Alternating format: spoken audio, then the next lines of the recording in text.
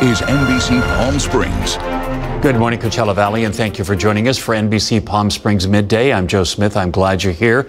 With the smoke and the fires, of course, we are seeing some of that right now in our valley, with a lot of smoke, at least at this point.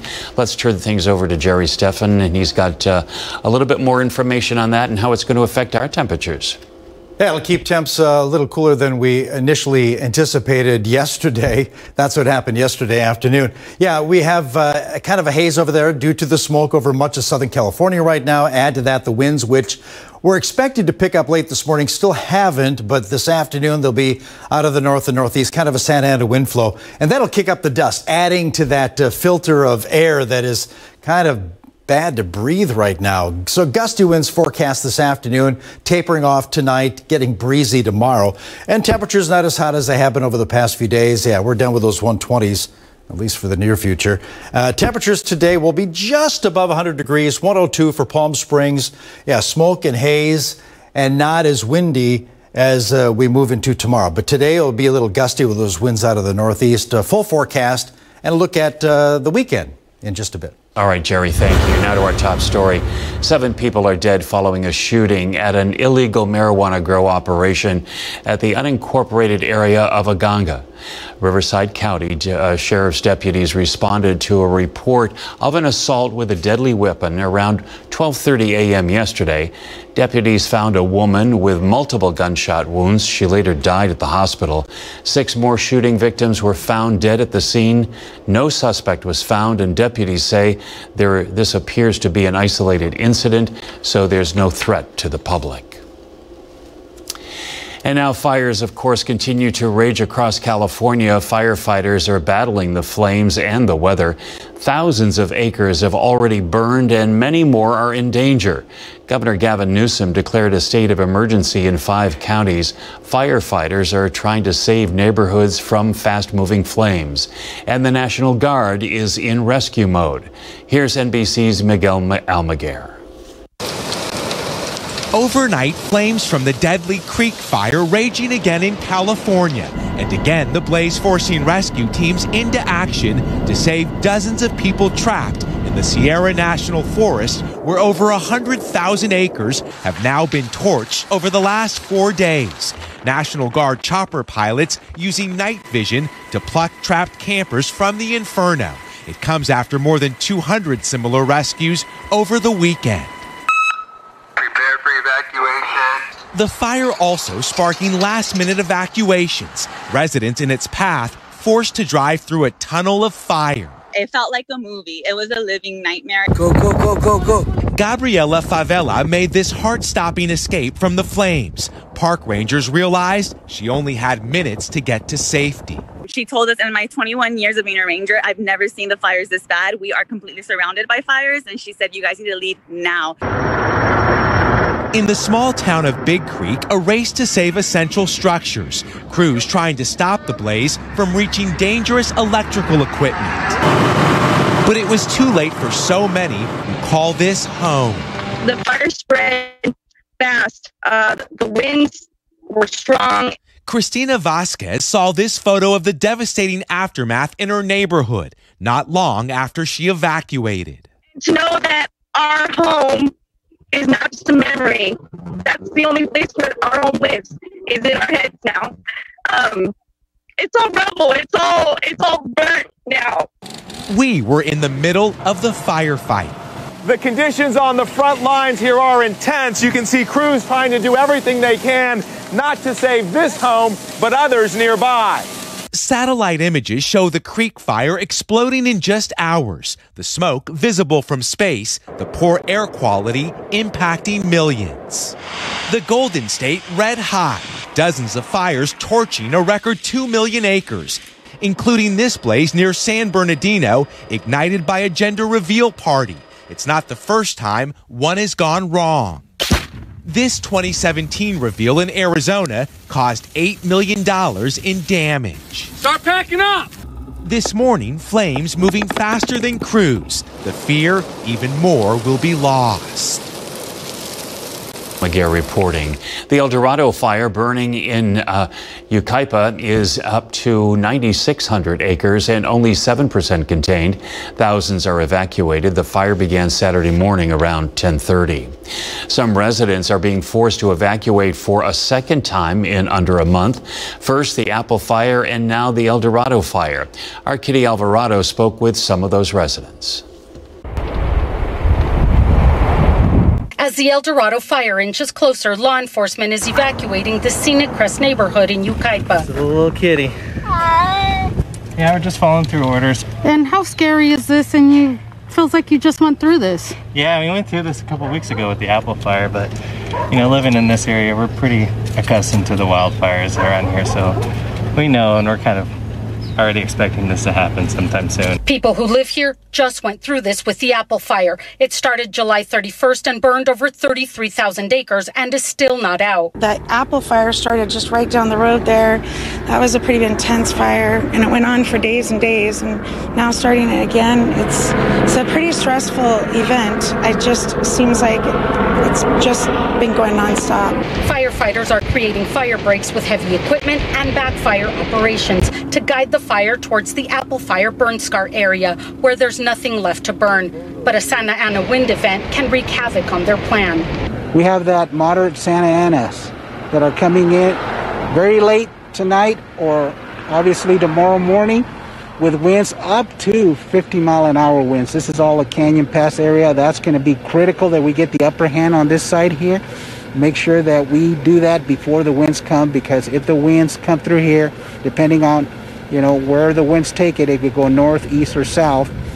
Easterly, we're obviously concerned because they could blow into Riverside County, into Cherry Valley, Beaumont area, a lot of the communities up here. And that's what people who are choosing to stay behind are keeping an eye on. We got a big break here between Oakland Road and Wildwood Canyon Road, so we should be all right. We're just worried about embers flying. And the problem is the wind shifts a lot here. It starts one way and then just turns around and goes the other way.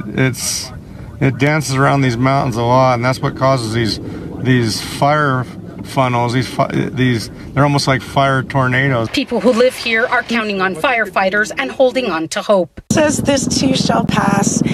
There's the times where things are going really bad. It's not going to last forever. When you're in a really great time, enjoy it. It's not going to last forever either. So we will get through this. We will make it through. In Yucaipa, Kitty Alvarado, NBC Palm Springs.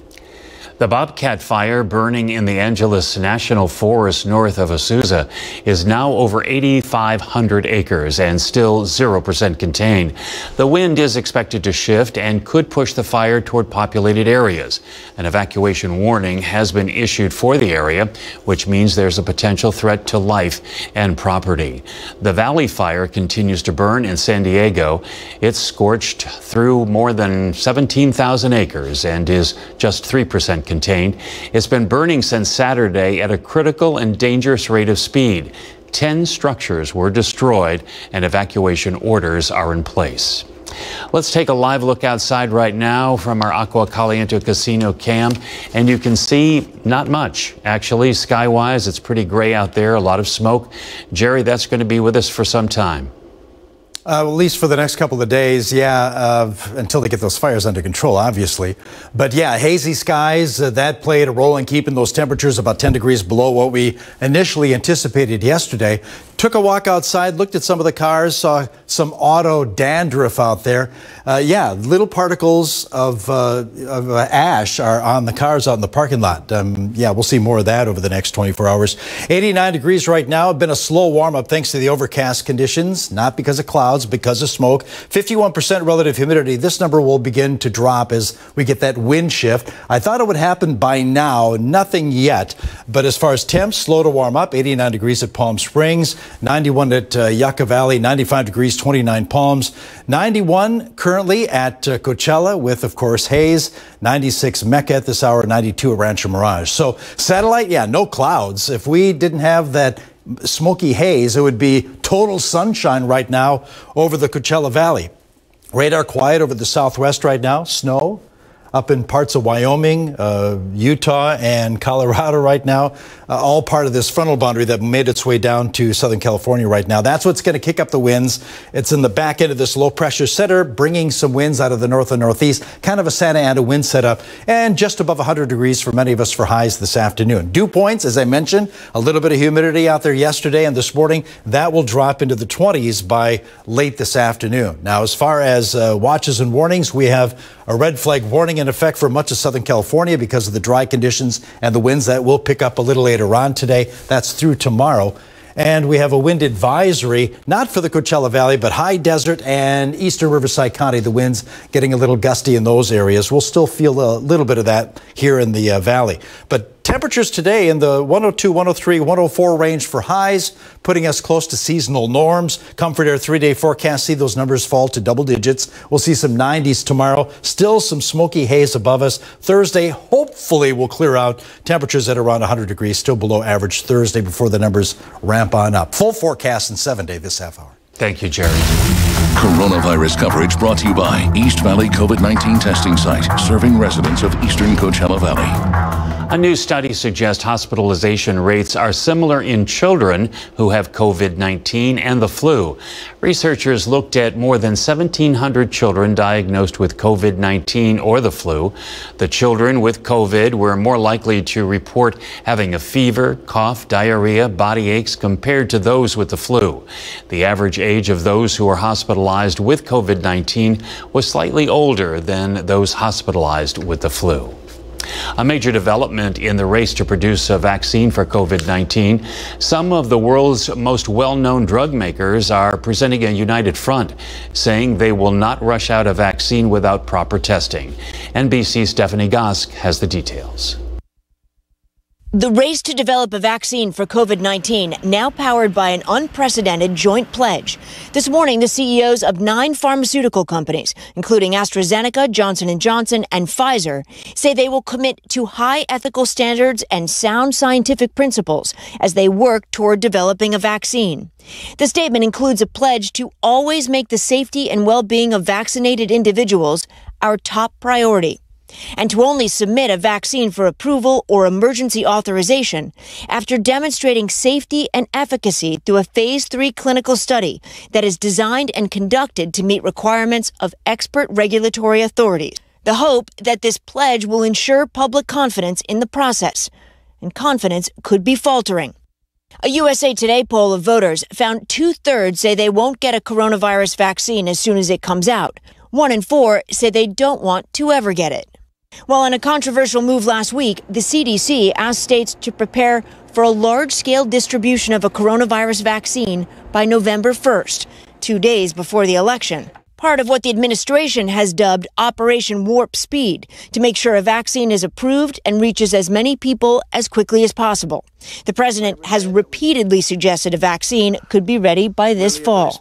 This could have taken 2 or 3 years, and instead it's going to be done in a very short period of time. Could even have it during the month of October. Others have tempered those expectations. Dr. Anthony Fauci predicting approval would come by the end of the year. Is it possible that it could be before then? And the answer is yes. I think it's unlikely, but I think it's possible. There are currently 9 phase 3 trials underway, 3 of them here in the United States. Thousands of people have volunteered. Some get the placebo, some get the vaccine. The FDA says for a vaccine to be proven effective, at least 50% of the people who receive it have to be protected. For NBC News, I'm Stephanie Gosk. The Labor Department, and of course, you know, Labor Day is over. The U.S. is now heading toward the start of fall, and of course, that means flu season. And because of the double threat from COVID and the flu, the CDC is advising Americans to get a flu shot this year. The fall and the winter of 2020 and 2021 are going to be probably one of the most difficult times that we've experienced in American public health. Some parts of the U.S. are seeing new coronavirus cases drop, but experts fear it won't take much to bring us back to 70,000 new cases a day. Here are the latest COVID numbers, 19 numbers for Riverside County and the Coachella Valley. The county has not updated the numbers yet because of the holiday weekend. These numbers are as of Friday.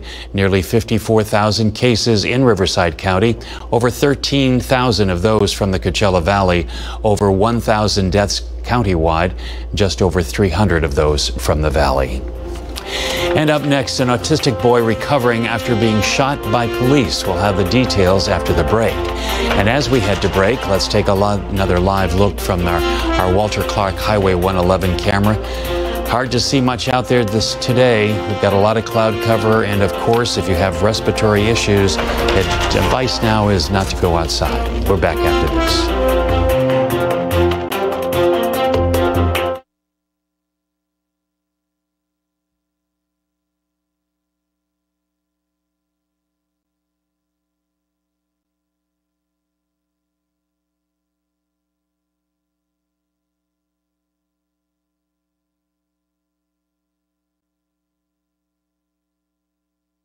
Oh, okay. Yep.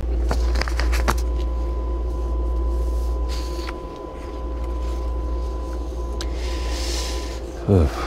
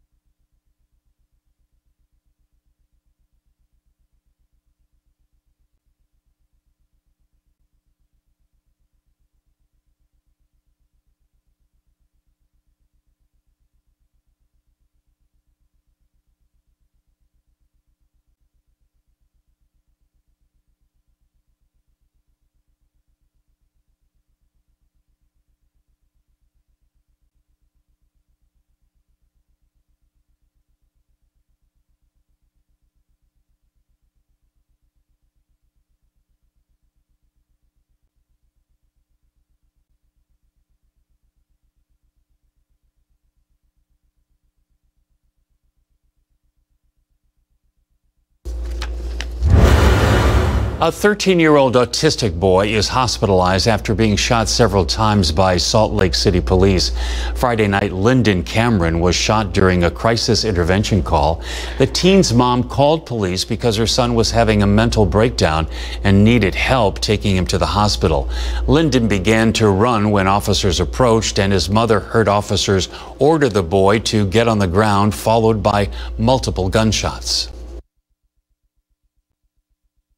I was like, okay, like they just unloaded a whole clip in my son, and probably he's dead because he's so small. Lyndon had injuries to his shoulder, both ankles, intestines, and bladder. Salt Lake City police will only say they were called to the area for a report of a violent psych issue involving the juvenile having a mental episode and making threats to some folks with a weapon. But his mother says he was unarmed. A fire is threatening homes in Utah County, Utah. The so-called Ether Hollow fire broke out near Mapleton, about an hour south of Salt Lake City. This happened yesterday. It's grown to over 1,000 acres so far. 200 homes have been evacuated. Officials say target shooting led to the fire. Another blaze, known as the William Fire, is also burning in Utah County. It went from 1,200 acres yesterday morning to over 2,000 by the evening. Labor Day has come and gone, and summer is over, at least in Montana, where a powerful snowstorm left its impact on higher elevations. Several inches of snow fell, making some roads impassable. Heavy snow also accumulated in other areas, including in the city of Red Lodge. The snow covered streets and vehicles and knocked down tree branches along the way. High temperatures are expected to remain in the 30s today and tomorrow. Coming up, the 5 steps you need to know in order to be prepared in case of a disaster. As we head to break, let's take a live look from our Agua Caliente Casino cam in downtown Palm Springs. That's coming up. Jerry's got your forecast next.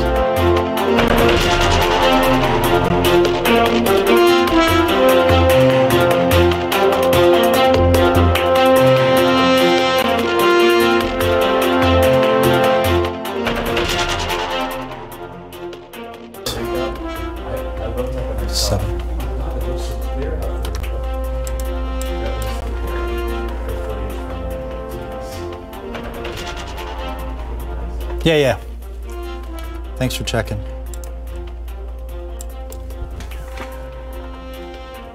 Okay. I'm just finishing up one map here if I can.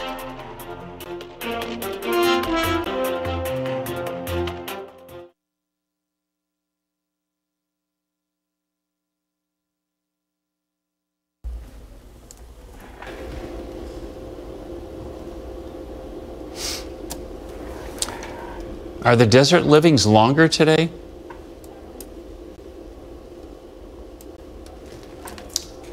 Yeah.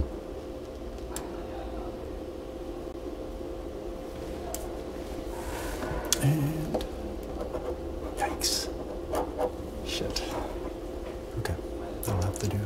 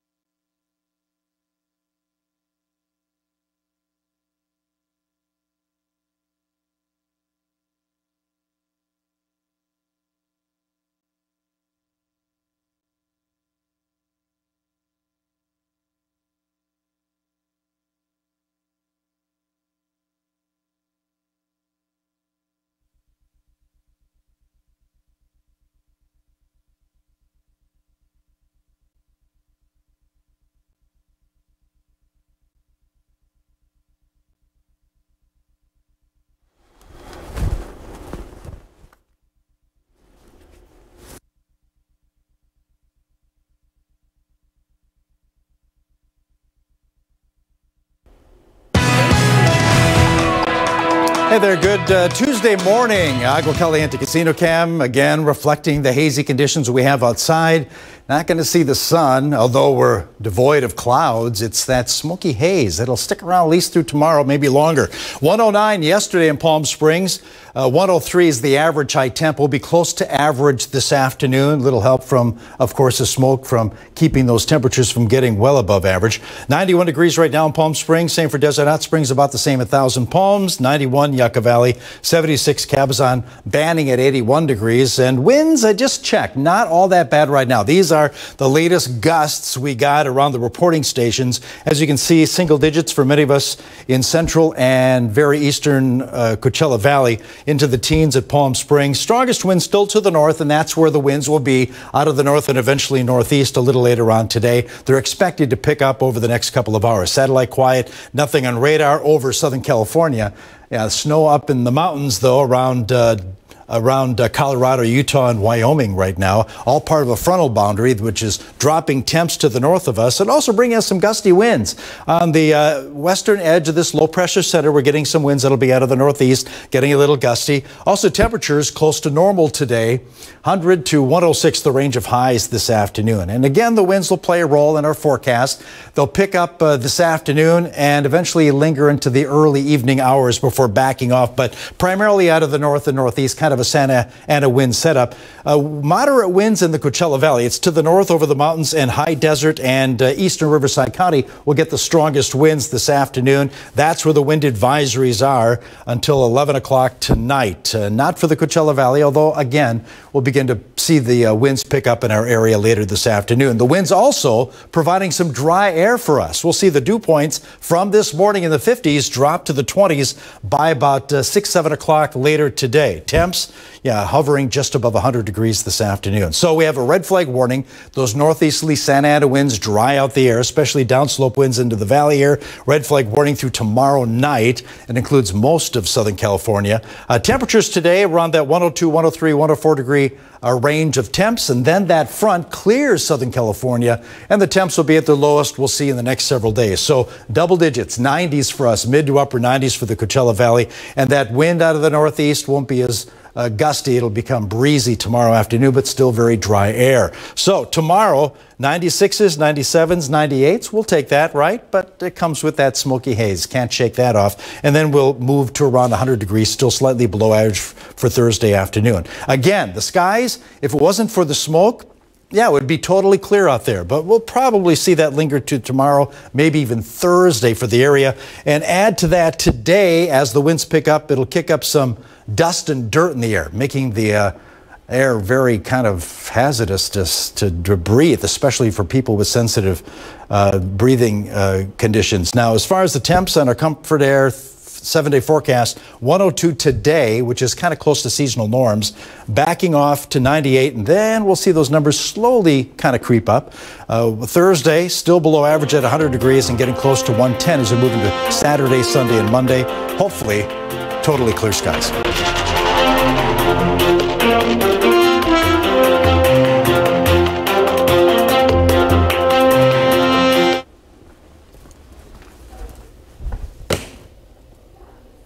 Oh, Jessica.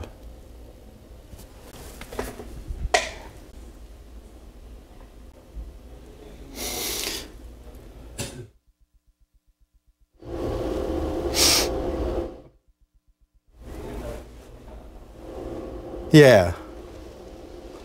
I can always put in the tropics, so just let me know.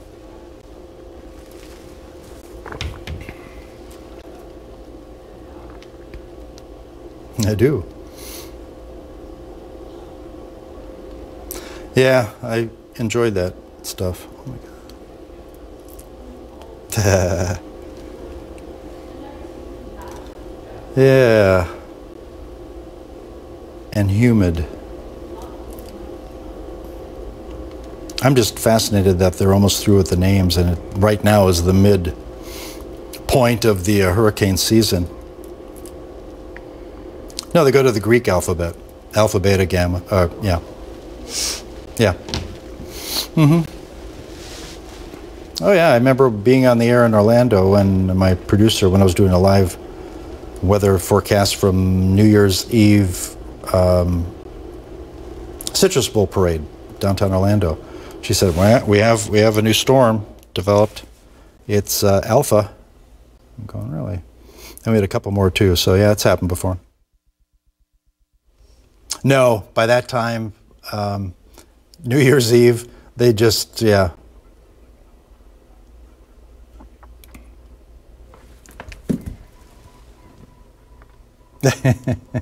Well, they retire names after they're destructive.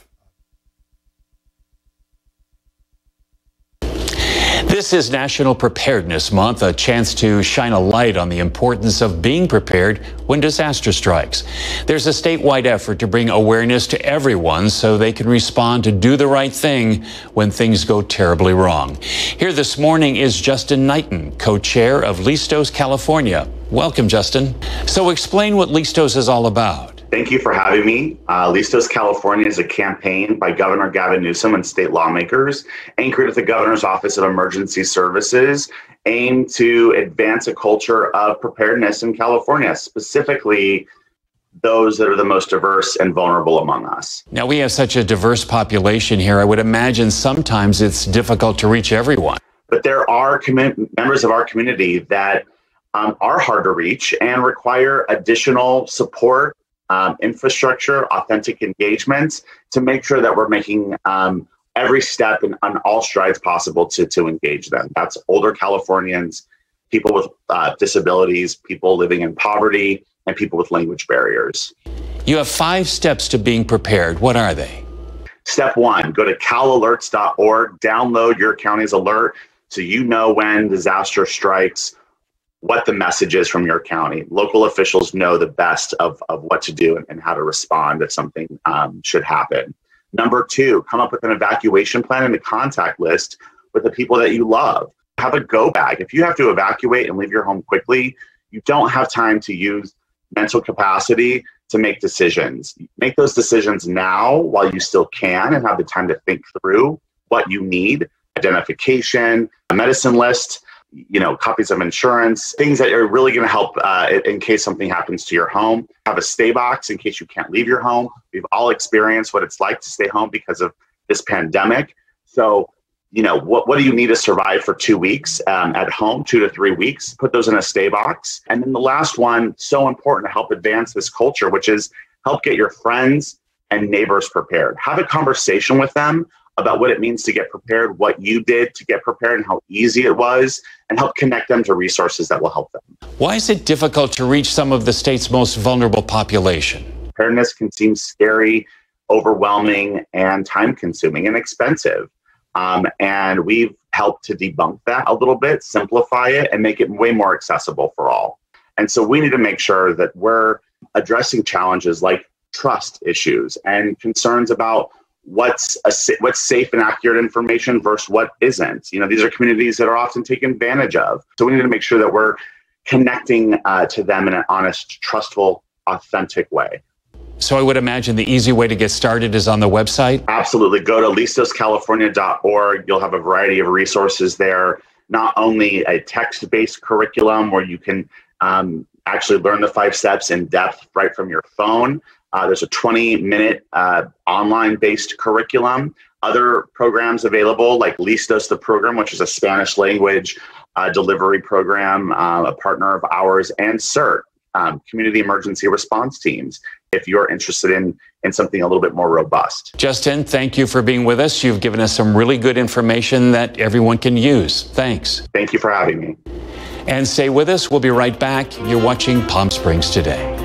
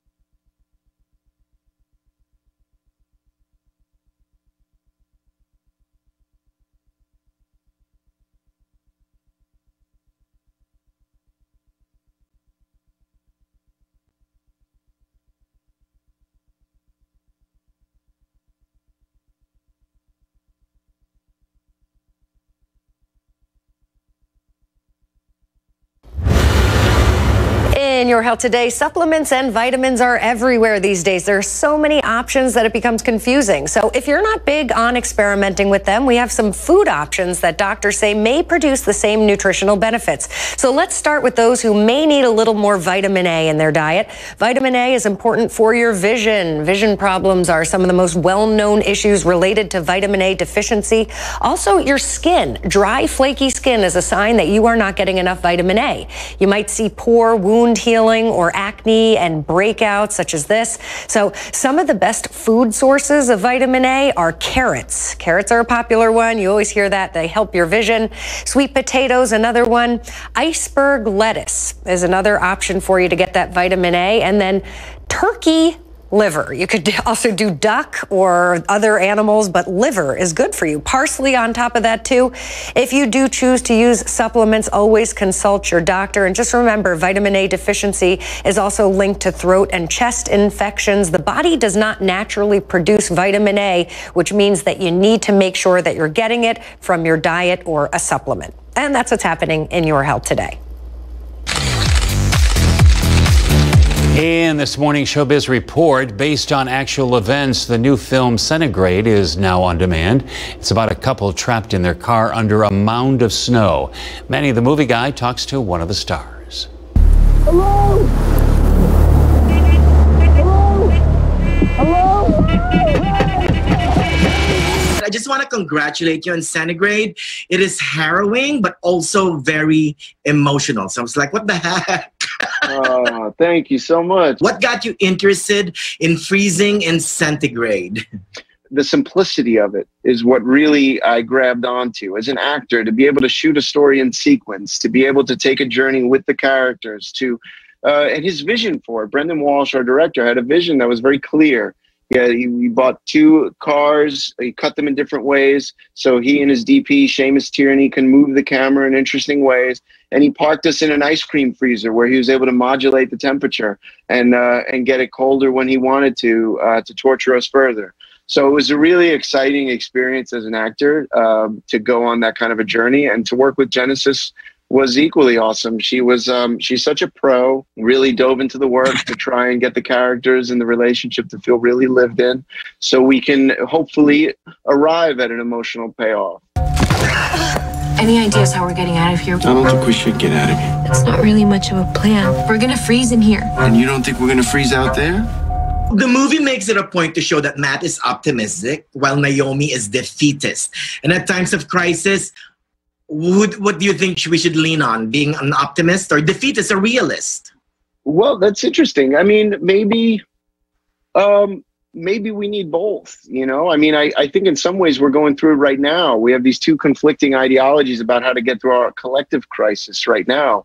And, you know, I just wish the dialogue could happen better. You know what I mean? I just wish, you know, these things we can maybe meet a little more on our ideas and our fears and the challenges that we have to face together. We have to break a window. This is insane. What's insane is traipsing around the frozen wilderness. Listen. Well acted, well directed. Congrats again. It's one of those films that forces you to ask yourself, what would you do? You know, I probably will just freeze to death. Manny, in reality, I'd probably freeze with you. We're done. You and I are done if that happens. Well, thank you so much again, Mr. Vincent. Good luck on everything, okay? Manny, a joy. Thank you so much for your time. What did you do to me?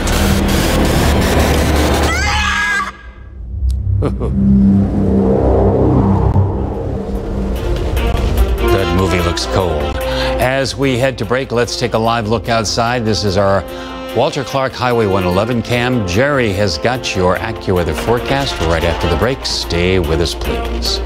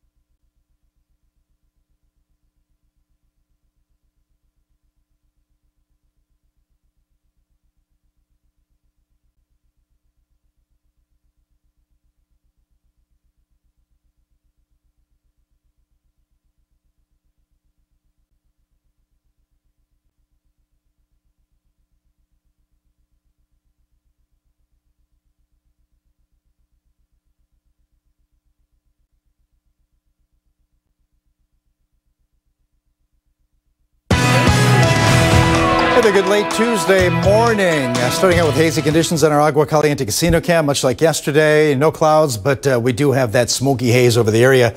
109, yesterday's highs will be closer to that average of 103 this afternoon. Little help from, of course, that smoky haze. A lot of low 90s around the Coachella Valley. 76 at Cabazon at this hour, 76 at Banning, 72 now at Big Bear Lake. Monitoring the winds, not all that bad right now. I did expect them to pick up last half hour, but not much is going on around the Coachella Valley. Basically light. Winds have picked up out of the north in the high desert. 32-mile-an-hour gusts at last 15 minutes at Yucca Valley.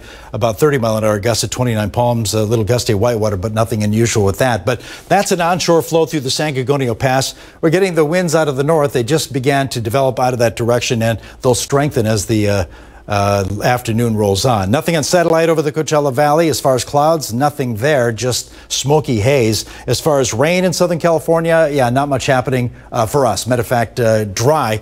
Got to look to our north and east. You see some snow in the Rocky Mountains, parts of Colorado, Wyoming, Utah, getting some high elevation snow flurry action. All part of a front which is making its way through the southwest, and we'll drop temps a little bit, especially tomorrow. But today, just above 100 degrees for highs. But also, this system will bring us some gusty winds out of the north and northeast, kind of a Santa Ana wind setup by this afternoon. Gusty winds, not so much for the Coachella Valley. Basically over mountains and to our north, high desert, eastern Riverside County. We'll get some gusty winds, downslope winds, drying out the air even more. But we do have wind advisories, not for the Coachella Valley, but to our north in the high desert. And again, just to our east, cross winds across I-10 if you're heading to the east today could be an issue this afternoon, but wind advisory through 11 o'clock tonight for those areas. Keep in mind, dry air moves into the area, so those dew points we have in the 50-degree range this morning will drop to the 20s later on today. That's the big shift later on today, and because of the winds and, of course, very dry air, red flag warnings in effect for a good chunk of Southern California, not including the Coachella Valley, but still elevated fire danger through tomorrow. Temperatures are 102s and 103s for most of us in the Coachella Valley. That frontal boundary will eventually move past us, and that'll keep those temperatures down below 100 degrees tomorrow. 95 to 98, the range of highs. First time we've seen double digits in a while for highs in the valley. Winds will back off, still out of the northeast, and that'll keep us on the dry side. But 96s, 97s, and 98s Wednesday afternoon for the valley, and then around 100 degrees as we move into Thursday afternoon. Now, as far as skies, if it wasn't for the smoky haze, we'd be totally clear, but that will linger at least through tomorrow, possibly longer. It depends on the fires, of course. And with the winds kicking up, we could even see a little dust adding to the air quality index, making it very unhealthy. Now, as far as the tropics, we do have a couple systems in the Atlantic, which we're watching for the fact that Paulette and Renee are out there. Well, you know, we're almost done with the alphabet for the Atlantic basin. Only 4 names left, then we go to the Greek alphabet. That'll be interesting. Anyway, 102 today on our 7-day forecast from Comfort Air. So that's around average. Of course, the winds will play a role in kicking up the dust today. Coolest day will be tomorrow. 98 degrees, breezy conditions, very dry. And then the numbers inch back up. 108 by Saturday and close to 110 Sunday and Monday. Hopefully under lots of sunshine.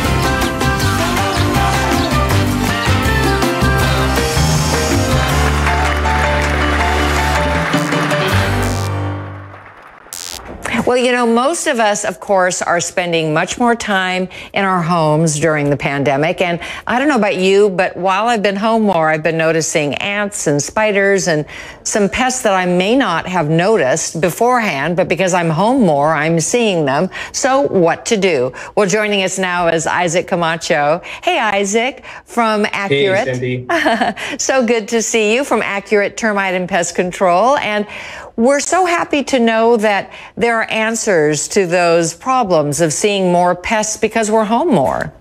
There are answers. I got to tell you that I love the positive news from NBC Cares on the Instagram feed that comes across my way. But as you mentioned, there are answers. There are solutions to this. There is an influx of rodents and pests coming into homes. That's on top of the normal summer influx. That's because they're not finding that abundance of food and shelter in large commercial spaces, restaurants, places like that. So we are getting a bump of normal pest and rodent influx into homes right now. Wow, that makes sense. That makes sense. And I like the fact that you have what they call green treatments. There's some options for those of us, of course, who are concerned about our environment. And you've got that covered too. That's right. There are more environmentally friendly and more sustainable solutions available. I should say you should talk to a service provider because they are available to the industry as a whole. It's important to have that conversation because there's no regulation to what I could call green. So unless you ask your service provider, what does green mean to you? Does it mean that it's all natural? Or does it mean that it's derived from something else that is natural? That's important as you consider the health benefits of your home and family and the best long-term outcome. Yeah, that is so great to know. And thank you for being so forward-thinking in your service. And I know that I have heard, I don't know, maybe you can clarify this, that there's a possibility that rodents might carry COVID.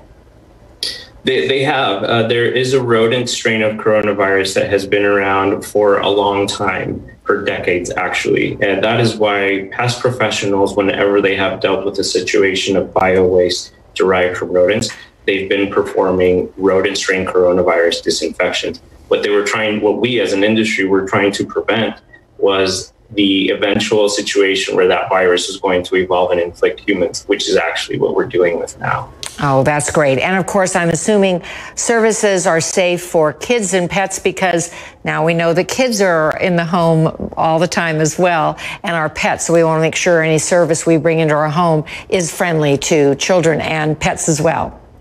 That's right. You want to have that conversation with your service provider to understand how it affects the environment as it is applied and how it might affect your family when it's being applied. Make sure that you do a little bit more digging than just checking the box of them saying that it was green.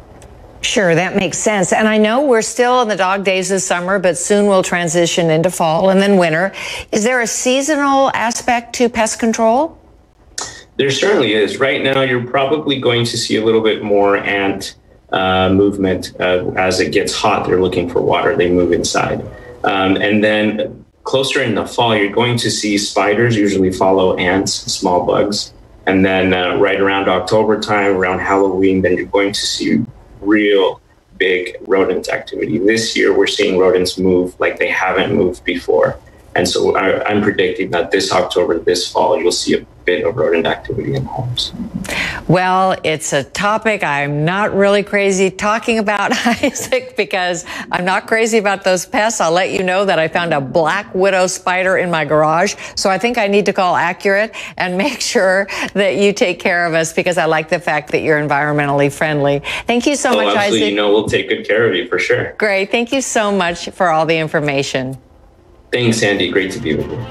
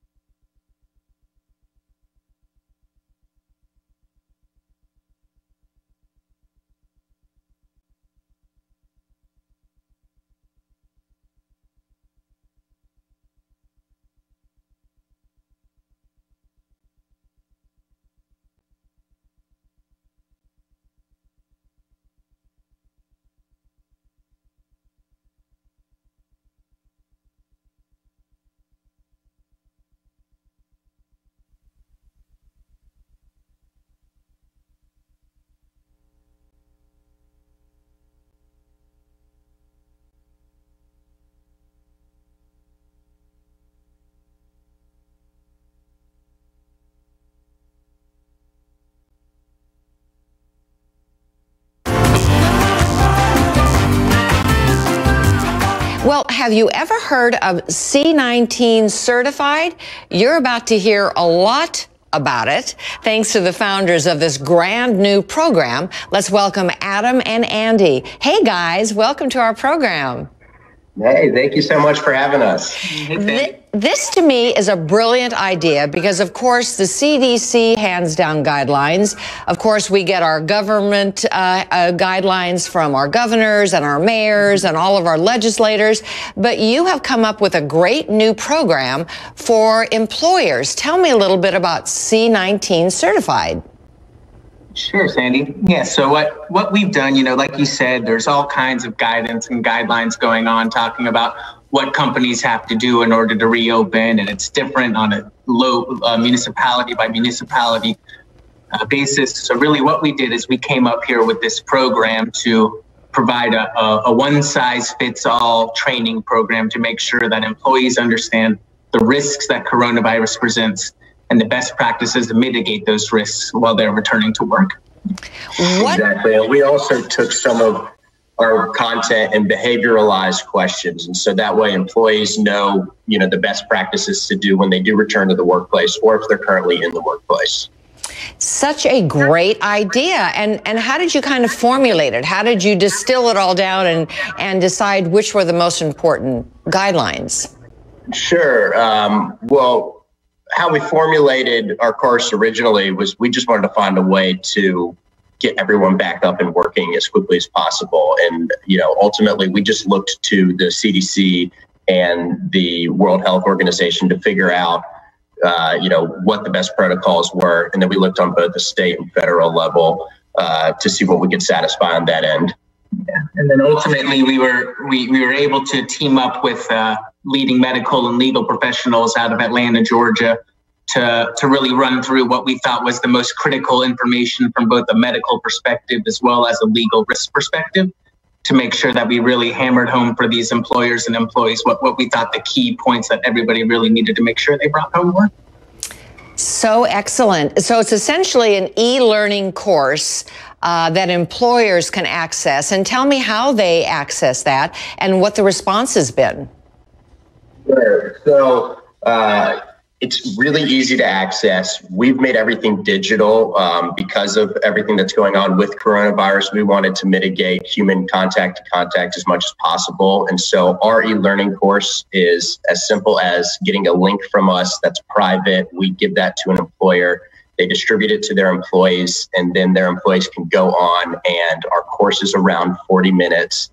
And once they're done, the individual employee will get a certification. And if they're a brick and mortar business, we will give the business a certification that they can hang up and display as well to make their customers feel confident that they've taken the proper steps.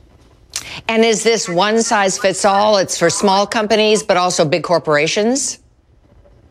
So what we have is what we're offering is a standard course. That's our typical one size fits all that we think makes sure that everybody has the baseline knowledge that they need to help try to prevent a widespread exposure in their workplace. But we're also working with companies to develop company-specific courses as well, where if you're walking into a specific office in Massachusetts for this one of our particular companies, what do they want you to do before coming into their office? What is exactly their weekly screening protocol? So we do have more customized courses for companies as well as our standard one size fits all as well. We're offering both solutions. Exactly. And we've done, everything from restaurants to pharmaceutical companies to education networks. And so, with the standard course, we use our basic course, and then with the customized course, we use our basic course, and then we add on, like Andy said, those company specific policies. So they say necessity, of course, is the brainchild of invention. You're young guys. What made you decide to come up with this concept?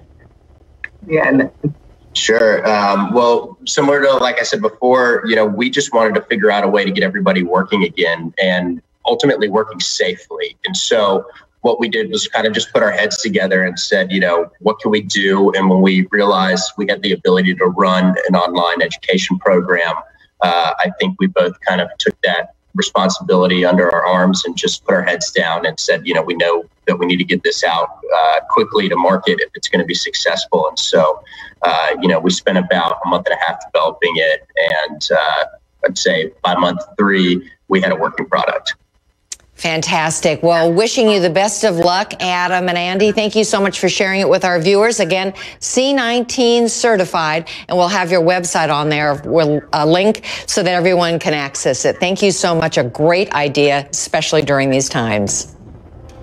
Awesome. Thank you for having us. Andy, stay safe. Yep. Thanks.